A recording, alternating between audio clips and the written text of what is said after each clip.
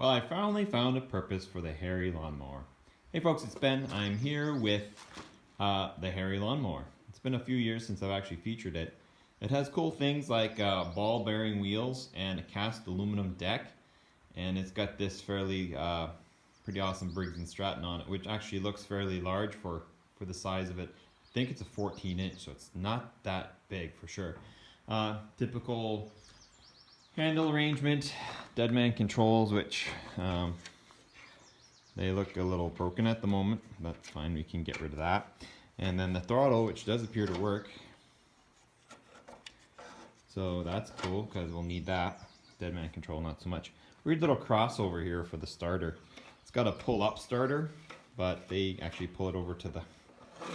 Oh, that's cool too. And the air cleaning guard works there. My purpose for this mower and why I found it, like I said, it's about a 14-inch.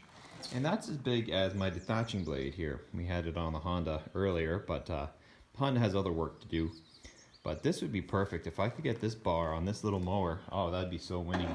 The issue with the Hairy, in terms of not using it as a lawnmower, is the fact that, once again, it's got no bag. And they're pretty much a bag-only type of unit. But we'll plug that off with a piece of wood, I think.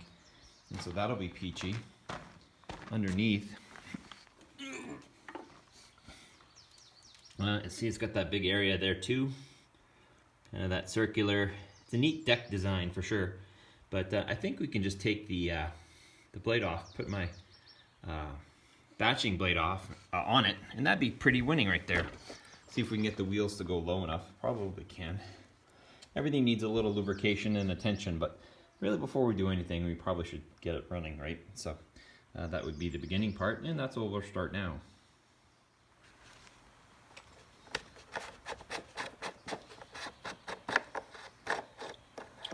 Survey says, it's hard to pull out. Whoa. Clean and adequate level. That's weird. Maybe for a dump pick they don't have that. I wonder what is wrong with this thing. I'm hoping this is empty. It's pretty empty. You can see me a little bit, but I'll put some fresh gas in there. A little bit. See if we can get it to start. But let's give it a couple pulls. If the dead man will participate.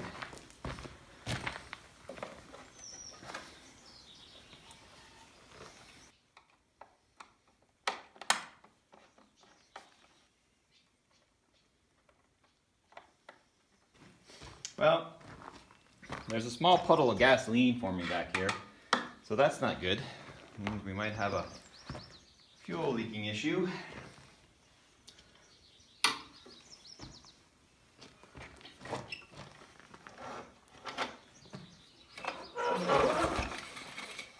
Well, it turns over nice enough, but I think we got some things to take apart before we actually get her going again.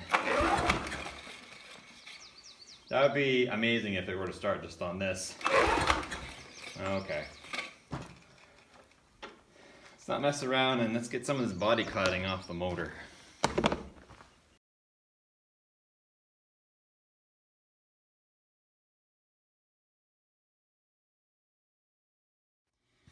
There's our wet fuel line, and I'm like, what's this big round thing with the gears? But that is the recoil start. It must mesh into the flywheel in some manner. That creates that up pull. I have another Lawn Flight that has the same way, but I never really kind of looked at it hard. Coil, air. But we got to take the carburetor off so we can get to either end of this fuel line and see if we can just swap it out for now and get us back on our way. The old crack line, which is gross. It's somehow interesting how that, I don't know what's going on there, but got an old motor that probably will never see the light of fire again, and cut off some hose from it. It's a hair smaller, which will mean it's a nice tight fit. We'll move these pieces over and we'll stack it back up here. Then I think I'm just going to drop the bowl for fun and see what's in there.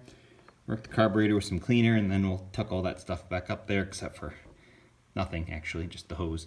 And we'll go look at the electronic side and see if we can get that brake to not break the motor and to make sure it gets all sparky spark. So, holy tight.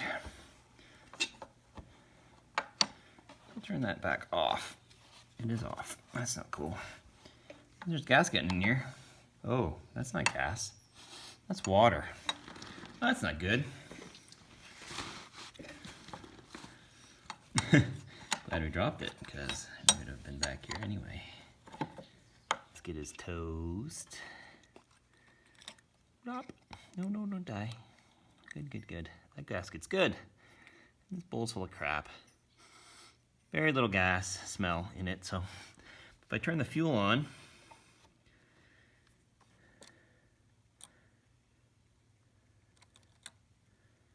there we go.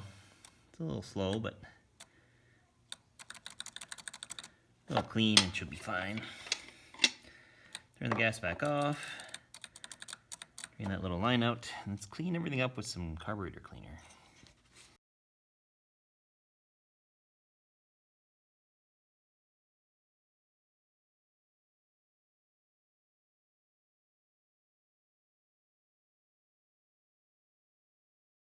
So it's been on for a while, no leaks, so that's good. The other red flag I'm seeing here is this, which is very oily. And this is where the crankcase ventilation comes out. It is also very oily. So when we fire this girl up, we might actually have a little bit of a blow-by issue.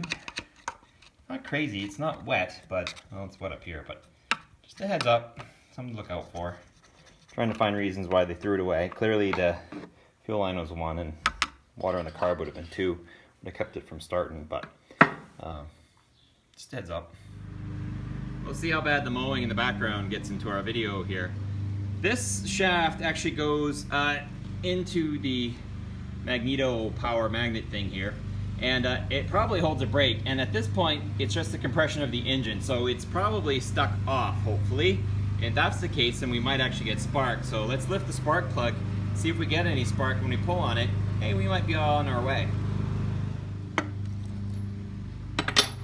Oh, please don't be too crappy.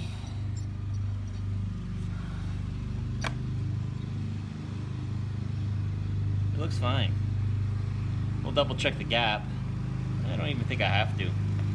It's a little wet, but other than that, it looks okay.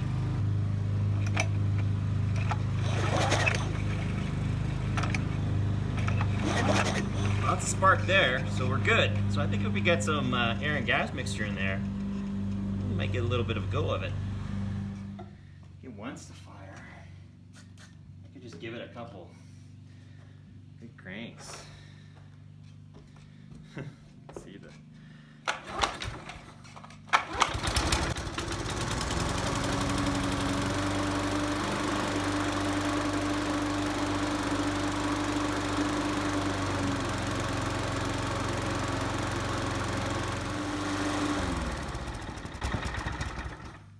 That's pretty bad.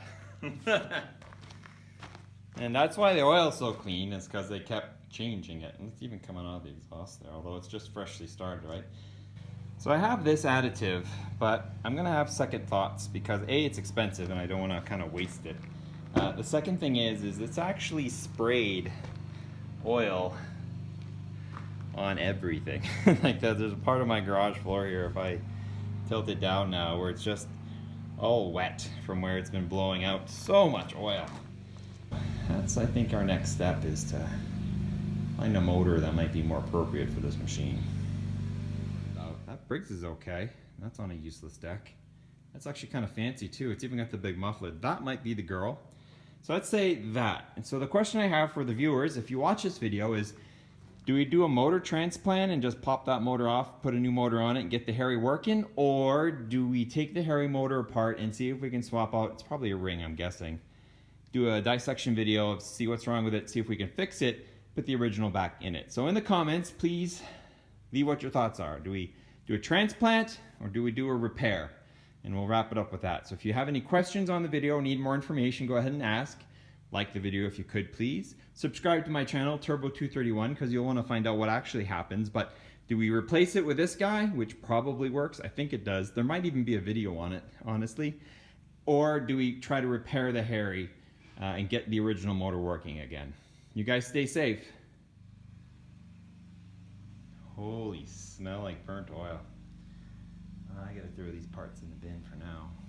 That way we don't have to take anything extra apart. Neat it runs though, but yeesh, that's a lot of oil everywhere. I guess I can write that gas off unless we do pop the head off and